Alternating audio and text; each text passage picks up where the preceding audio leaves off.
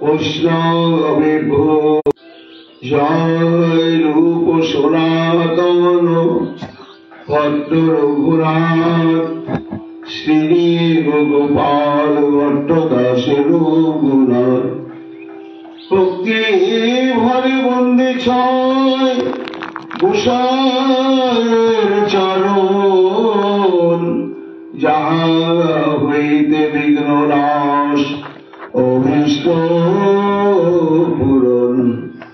জয় গৌর ভক্তবৃন্দ গৌর যাদের প্রাণ সবে মিলে দেহ মোরে নিতাই গৌর ভক্তি দান নিতাই গৌর হরি বল নিতাই গৌর হরি বল নিতাই গৌর হরি বল জয় জয় নিতাই গৌর হরি বল হরি বল। রাধে রাধে রাধে জয় জয় শ্রী রাধে রাধে প্রাণ রাধে রাধে রাধে রাধে রাধে রাধে রাধে জয় জয় শ্রী রাধে রাধে প্রাণ রাধে রাধে রাধে রাধে জয় শ্রী রাধে রাধে রাধে।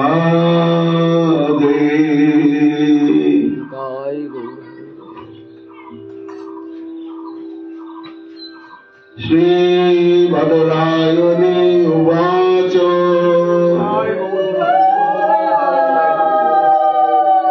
ভগবান পিতারাত্রি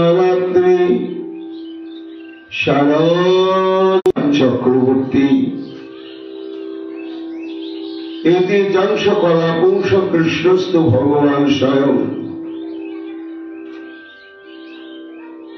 সেই অনাদির আদি শ্রী গোবিন্দের শব্দ ব্রহ্মময় বিগ্রহ অক্ষর ব্রহ্মময় বিগ্রহ শ্রী শ্রীমদ্ ভাগবত অভিন্ন কৃষ্ণ বিগ্রহ সেই শ্রীমদ্ ভাগবত মহাপুরাণে দশম স্কন্ধে 29তম অধ্যায় প্রথম শ্লোকে কৃষ্ণ দ্বৈপায়ন বেদব্যাস নন্দন পরম পূজ্য পাদ শ্রীমৎ সুখদেব গোস্বামী পাদ তাঁর রাত্রি সেই অভিনব রাত্রি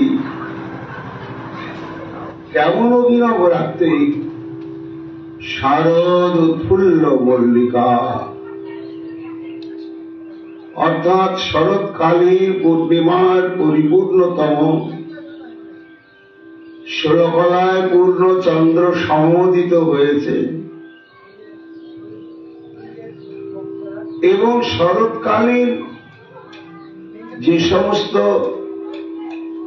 জলজাত কুসুম এবং স্থলজাত কুসুম নিত্য বিকশিত হয় বিকশিত প্রস্ফুটিত হয়েছে সহস্র সহস্র কোটি কোটি মল্লিকা কুসুম শুভ্র বর্ণের মল্লিকা কুসুম তা সেই শরৎকালীন পূর্ণিমার জ্যোৎস্না প্লাবিত এবং নানা জাতি কুসুম বিকশিত রাত্রি সমূহকে দর্শন করে শ্রী ভগবান রন্তমনস চক্রে রমণের জন্য ভগবান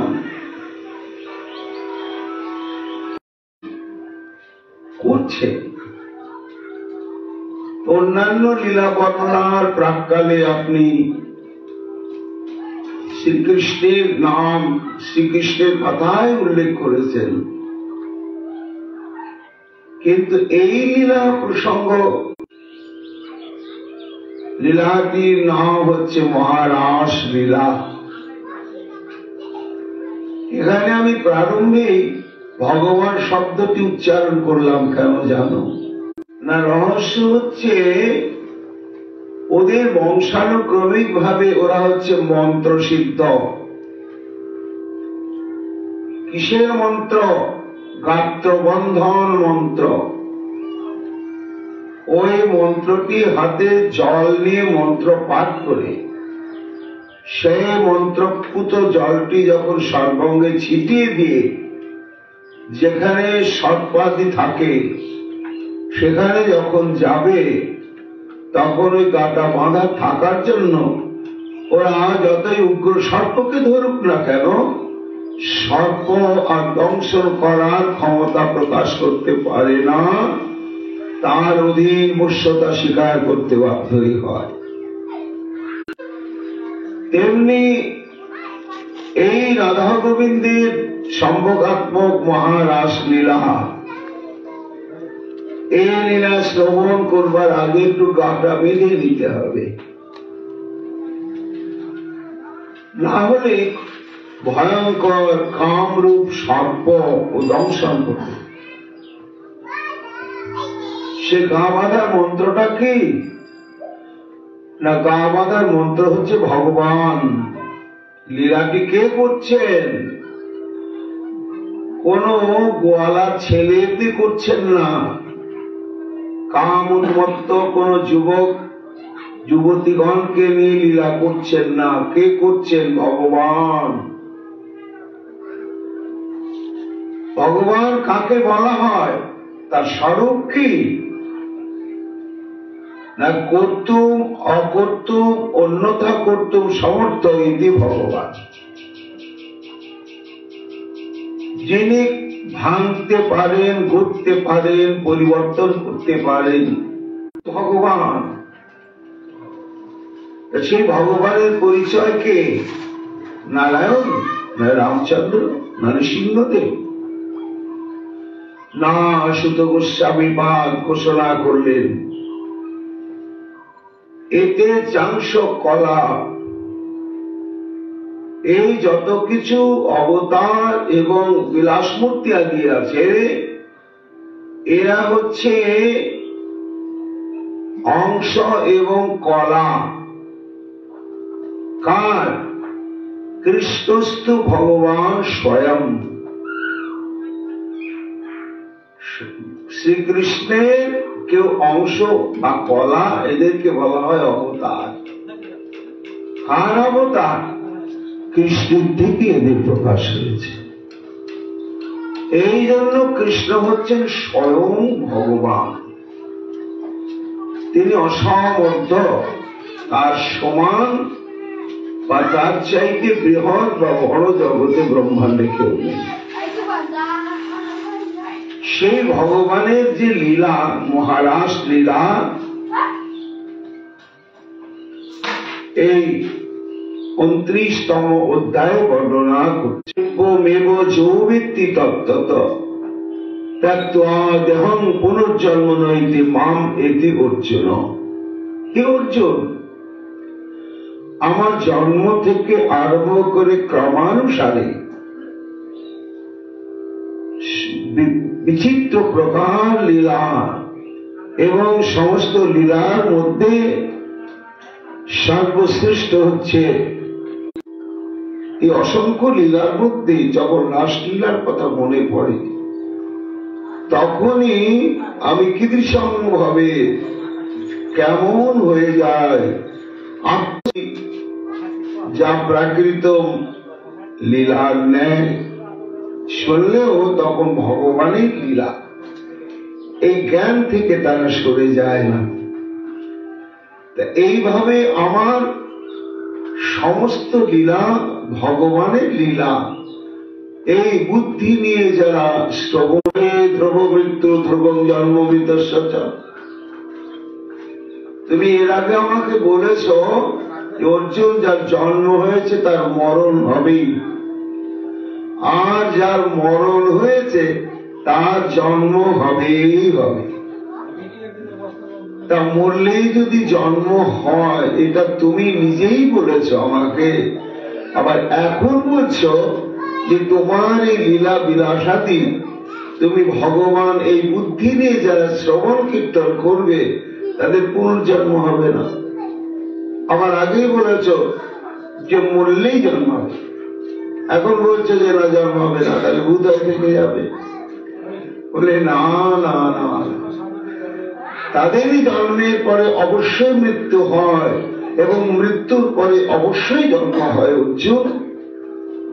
যারা আমার তত্ত্বজ্ঞান লাভ করে না, গুরু পদাশ্রিত হয়ে সাধু সঙ্গে বসে সৎস্থানে বসে শ্রদ্ধার সঙ্গে আমি ভগবান, তখন তার মৃত্যু হয় আমার চিন্তায়, আমার ভাবনায়, আমার স্মরণে, আমার মননে। এইভাবে যখন তার মৃত্যু হয় তখন কি হয়? পুনর্জন্ম হয় না। তাহলে কোন জায়গায় থাকে সে? মাম এতি বর্ণনার পূর্বে শ্রোতাগণের স্মৃতিতে এটাকে আমি স্মরণ করিয়ে দেওয়ার জন্য শ্রীকৃষ্ণ পিতারাত্রি না বলে ভগবান পিতারাত্রি বলে। আগে তুমি ভাবে না এটা ভগবানের লীলা মতো করে পাওয়ার জন্য লালসান্বিত হয়ে ব্রজ কুমারীগণ তারা বৃন্দা দেবীর নির্দেশে 1 মাস অতি সংগোপনে পিতা মাতা কেউ জানতেন না, এবং পিতা মাতা ঘুমিয়ে থাকতেই তারা বেরিয়ে পড়তেন। আমার ঘুম থেকে ওঠার আগেই যমুনার তটে গিয়ে বালির দ্বারা অষ্টভুজা কাত্যায়নী দেবীর প্রতিমা প্রস্তুত করে তাতে প্রাণ আবাহন আদি করে যথাবিহিত ভাবে পূজা করতেন, প্রাণের কথা নিবেদন করতেন, ভোগ আরতি করতেন, আবার বিসর্জন দিয়ে যমুনায় স্নান করে ঘরে ফিরতেন। 1 মাস পিতা মাতাও জানতেন না, এবং তারা এই অর্চনের উদ্দেশ্য কি প্রার্থনা করতেন? কাত্যায়নী মহামায়ে মহাজগন্নাধীশ্বরী, আমরা প্রতিরূপে পেতে পারি, তুমি তাই ব্যবস্থা করে দাও, তোমার চরণে আমাদের এই নিবেদন। মহারাজ রাখলেন অনেক কথা, শেষ পরীক্ষা নিলেন গোপীগণের কাছে যে তোমাদেরকে নিয়ে যে আমি একাত্ম হয়ে মহারাজ লীলা সম্পাদন করব, এই মহাসতীগণ তোমরা যে সংকল্প নিয়ে আমার উদ্দেশ্যে কাত্যায়নী ব্রত উদযাপন করলে, আমি সেটি অন্তরে অন্তরে জানতে পেরেছি। মায়ানুমোদিত অসৌ সত্য প্রভূত মনসী, এইভাবে আমাকে পাবার জন্য আরাধনা করা এটি আমারই অনুমোদিত। তা তোমরা নিশ্চিন্ত থাকো, সত্য ভবিত মনতি, তোমাদের এই প্রার্থনাটা সত্য রূপে পরিণত হবে। অর্থাৎ আমাকে যেভাবে পেতে চাইছো কাত্যায়নী দেবীর কৃপাতে তোমরা আমাকে সেইভাবেই পাবে। অবহিত হয়েছি তোমাদের মনের প্রার্থনা বাসনা। তা ময়ে মস রং শতক সভা আমার দ্বারা আগামী শরৎকালীন পূর্ণিমার রাত্রিতে তোমাদের এই বাসনা কৃষ্ণ তার রাত্রি অর্থাৎ শরৎকালীন পূর্ণিমা রাত্রি সমাগত হয়েছে। শ্রী গোবিন্দ লীলা, কিন্তু শ্রী গোবিন্দের নয়নে নিদ্রাগম হচ্ছে না। ধীরে ধীরে চন্দ্রশালিকার উপরে চলে গেলেন। চন্দ্রশালিকা কাকে বলা হয়? না, সবার উপরে ছাদে একটা ঘর থাকে, সেখানে বসার জায়গা থাকে, সেখানে বসে বা দাঁড়িয়ে চারিদিকে শোভা দর্শন করা যায়। এইরকম গৃহকে বলা হয় চন্দ্রশালিকা। তা শ্রীকৃষ্ণ সেই চন্দ্রশালিকায় গিয়ে বসলেন। বসে তখন অদ্ভুত দৃশ্য দেখছেন। নির্মল নির্মেঘ আকাশ, আর তিথিটি হচ্ছে পূর্ণিমা। তা মধ্যরাত্রে নির্মল নির্মেঘ আকাশে অখণ্ড মণ্ডলাকার পূর্ণ চন্দ্র বিকশিত হয়েছে। কালটি হচ্ছে শরৎকাল, অর্থাৎ ঋতুর রাজা হচ্ছে বসন্ত। প্রশ্ন করছেন পরীক্ষিত, গুরুদেব তা রাত্রিহি, এই শব্দটা বহু বচনাত্মক। তা ভগবান তো একটা রাত্রি দেখছেন এবং ওই রাত্রিতেই গোপিকাগণের অনুষ্ঠিত হয়, তবেই তার রমণ বাসনাটি পূর্ণ হবে। তাই তখন তিনি কি করলেন না, এই আমাদের মানব পরিমাণের একটা রাত্রির মধ্যে অচিন্ত শক্তি প্রভাবে ব্রহ্মার রাত্রিটা নিয়ে চলে, যাতে রাত্রিটা তাড়াতাড়ি শেষ না হয়। অনন্ত স্বরূপ ভগবান অনন্ত রাত্রি ব্যাপী যেন অনন্ত কোটি গোপীগণকে নিয়ে রমণ বাসনা আস্বাদন করতে সক্ষম হন। তা ব্রহ্মার একটা রাত্রের মধ্যে কত রাত্রি যায়? আমাদের এই পৃথিবীর পরিমাণের রাত্রি বলে কোটি কোটি কোটি কোটি রাত্রি। ওটা হিসাব করে বলা যাবে না। যেহেতু এতগুলো রাত্রি সমাবিষ্ট হলো, একটা কারণ। আর একটি কারণ হচ্ছে ভগবান যখনই শতকোটি গোপিকাগণকে নিয়ে রমণ করবার জন্য ইচ্ছা প্রকাশ করলেন এবং এটি রাত্রিকাল ছাড়া হবে না, তখন অনন্ত কোটি ব্রহ্মাণ্ডের রাত্রির অধিষ্ঠাত্রী দেবতা তারা জোরহাট করে এসে কাঁদতে শুরু করলেন, প্রভু আমরা যেন বঞ্চিত না হই, তোমার সেবায় লেগে যেন আমরা কৃতকৃতার্থ হতে পারি।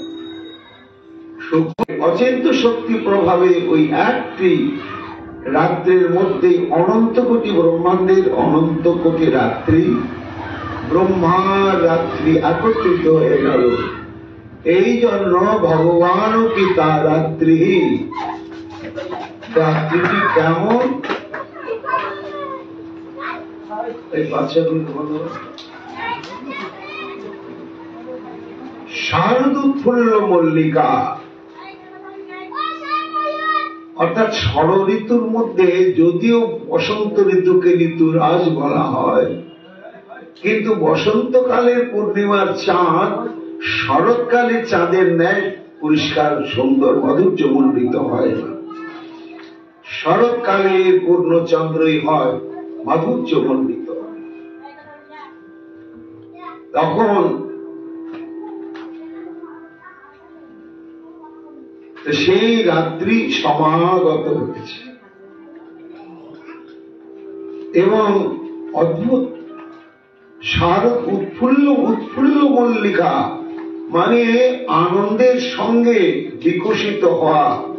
কোটি কোটি মল্লিকা কুসুমের শুভ্রতায় রাত্রি যেন শুভ্র বর্ণ ধারণ করেছে, আর তেমনি মন মাতানো তার গন্ধে আমোদিত হয়েছে চারিদিক।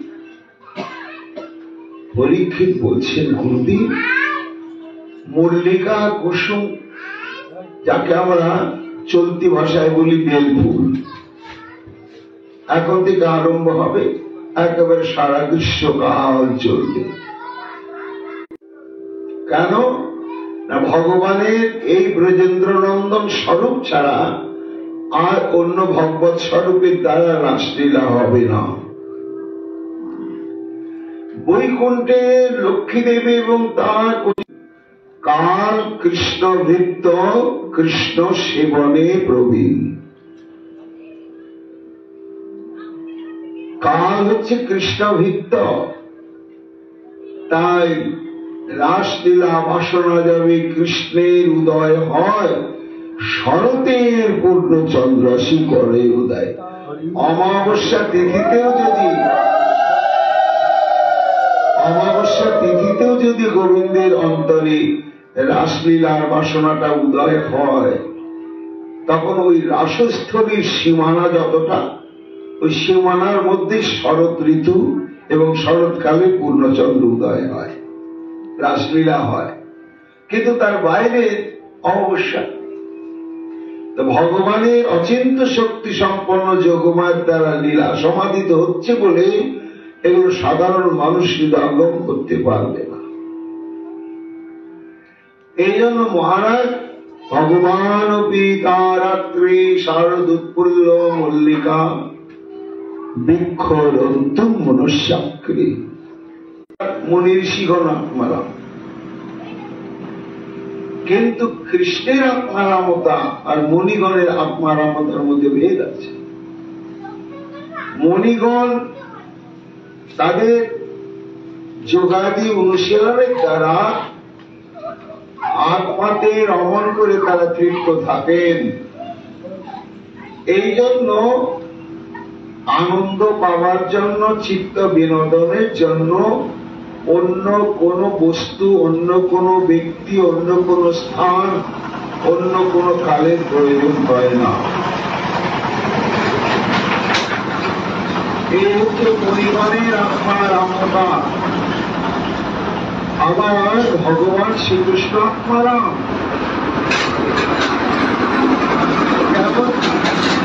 সবার আত্মা, তার আত্মাকে, তার আত্মা হচ্ছে স্বরূপ শক্তি বলিয়েছে শ্রীমতী রাধা রানী। তাই গোবিন্দের আত্মায় মানে হচ্ছে রাধা রানী। তাই সর্বক্ষণ অন্তর তাকে নিয়ে আমি তৃপ্ত, কিন্তু তবুও মনে হলো, আচ্ছা বহু কান্তাকে নিয়ে যদি আমার এই রমণ বাসনাটা কখনো আস্বাদনের সুযোগ হয় কেমন হবে। তখন শ্রীমতী রাধারানী গোবিন্দের মনোবাসনা পূরণ করবার জন্যই এই শতকোটি গোপীকে রূপে তিনি আত্মপ্রকাশ করলেন। এরা প্রত্যেকে রাধারানীর কায়বহ স্বরূপ।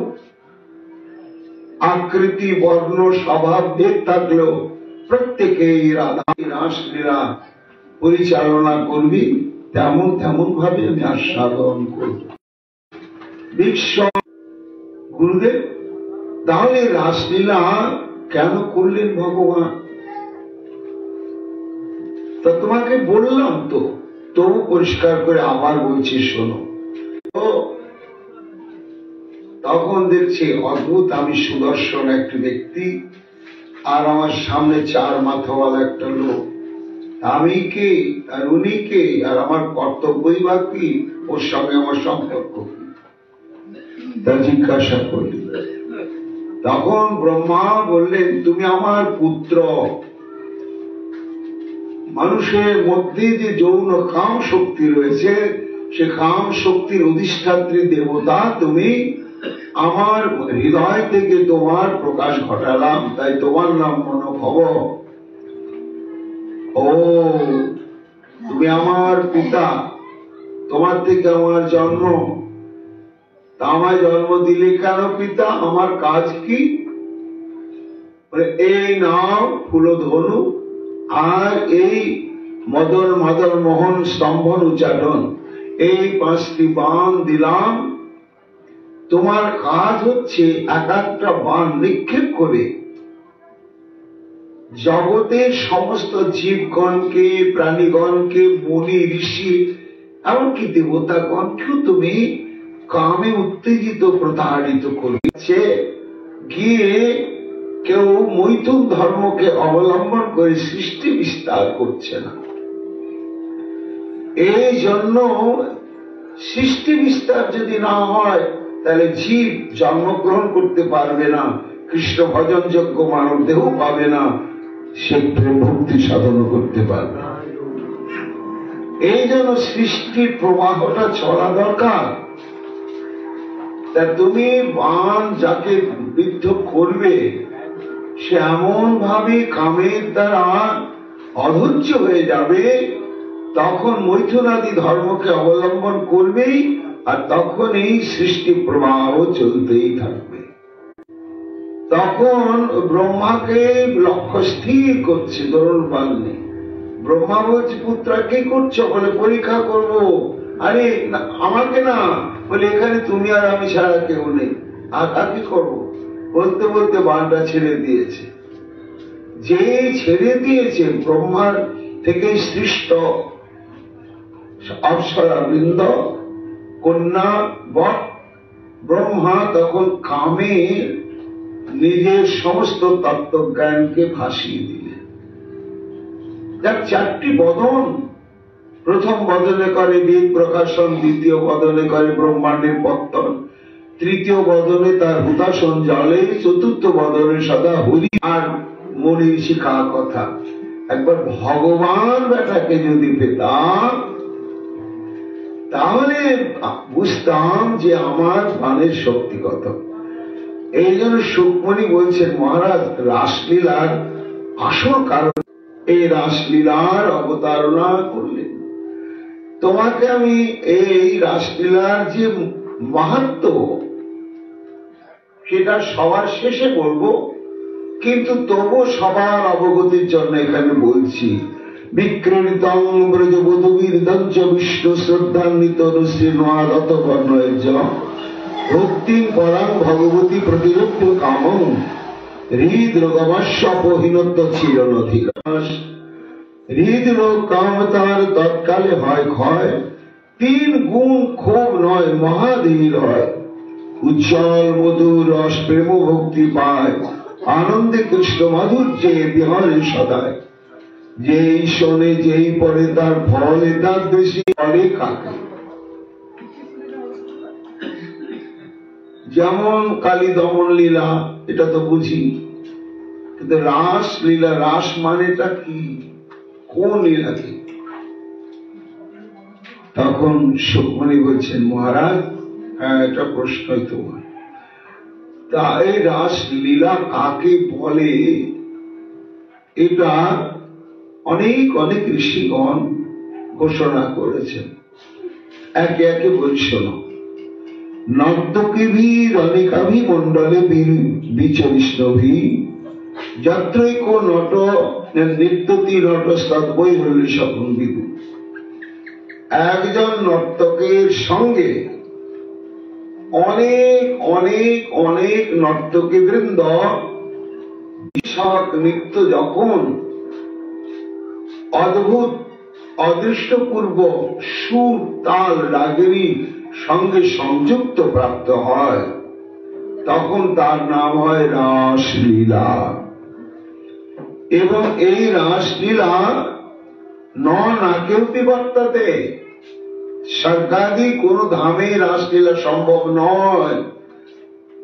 কাজে কি সুর তাল ছন্দে লিপ্ত করে তখন তাতে বলা হয় রাস।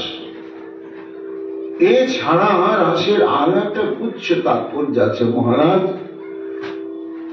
রাস পরম কদম্বময় ইতি যৌগিকার্থ। রস থেকে রাস, অর্থাৎ রস সমূহ মানে হচ্ছে রাস। কি রস? না, শাস্ত্র বলছে 18 প্রকার রস। তার মধ্যে মুখ্য রস হচ্ছে 5টি, 7টি গৌণ রস আর ভোজনে 6টি রস। তা এই ভোজন তো রাসলীলায় হয় নয়, কাজে এখানে 12টি রসই মূর্তিমন্ত হয়েছিল। সেই 12টি রস কি? শান্ত, দাস্য, সখ্য, বাৎসল্য ছিলেন। এই জন্যই এত রস সেখানে সমাবিষ্ট হয়েছিলেন বলেই তার নাম হলো রাসলীলা। এবং এই রাসলীলার বক্তা শ্রোতাকে আর আস্বাদকী বাকে, তিনি হচ্ছেন বক্তা, কোন যৌন শাস্ত্র তত্ত্ববেত্তা না, পরমহংস চূড়ামণি। তাহলে একজন পরমহংস চূড়ামণি যে বক্তব্য রাখছেন সেটা কোনোদিন অশ্লীল হতে পারে না। দ্বিতীয় শ্রোতা, শ্রোতাকে 7 দিনের মাথায় মৃত্যু। তা আমার যদি 7 দিনের মাথায় মরণটা নিশ্চিত আমি জানতে পারি, তখন কি যুবক যুবতীদের কামক্রীড়ার কথা শুনতে ভাল লাগবে? আলোচনা করতে আর ভাল লাগবে? লাগবে না। কেন? আরে 7 দিনের মাথায় তার মরেই যাবো, এইসব শুনে কি লাভ? কিন্তু শুনছেন মহারাজ পরীক্ষিত, তো 7 দিনের মাথায় যা নিশ্চিত মৃত্যু হচ্ছেন ভগবান শ্রীকৃষ্ণ চৈতন্য মহাপ্রভু। তারপরে রাসলীলার রস, নীলাচল লীলাতে ভগবান তারা 24 বছর বসবাসের শেষ 12টি বছরই তিনি গম্ভীরা লীলায় দিন রাত্রি এই রাসলীলা রসে আস্বাদন করলেন। কাজে সুখদেব গোস্বামী পাদ, মহারাজ পরীক্ষিত এবং আস্বাদক শ্রীকৃষ্ণ, এই রাসলীলা সাধারণ যুবক যুবতীর ঘটনা নয়। এই যুবক নায়ক তত্ত্বকে নায়কানাং শিররত্ন কৃষ্ণস্তু ভগবান স্বয়ং যত্র নিত্য বিরাজন্তে বহু গুণা জানতে পেরেছিলেন কে? একমাত্র উদ্ধব। কাজে রক্তে মাংসে গড়া তথাকথিত কোন যুবতীদের নিয়ে রাসলীলা হয়নি। এমন তত্ত্ববিশেষ গোপীগণ তার সম্বন্ধে বলছেন আসামহ চরণ। কি হবে তাহলে?